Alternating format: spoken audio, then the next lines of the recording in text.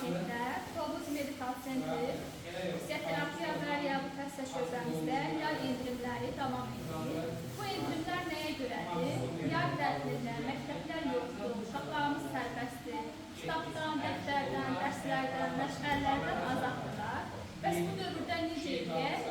Əsas məsələ uşaqlarımızın fiziki sağlamlığını bərpa etmək, bu yay tətili müddətində qarnaq pozunluğu olan, vardozu, tozu, skalyozu olan, yastı pəncəli, çarpması olan uşaqlarımız varsa, müalicəvi gimnastika, müalicəvi idman terapiyalarımıza qoşula bilərlər və eyni zamanda nəzərə alın ki, uşaqlarımız fiziki sağlam olmaqla həm də əqli inkişafları da normal olacaq və yeni tədris ilində, yeni dərsə başlayanda öz yaşlılarına, dərs oxumaq keyfiyyətlərinə və əqli bacarıqlarına görə daha üstün olacaqlar.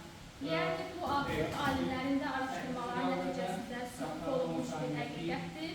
Odur ki, yay tətilini faydalı keçirir, yay endirimlərimizdən yararlanıb uşaqlarımızın həm fiziki sağlamlığını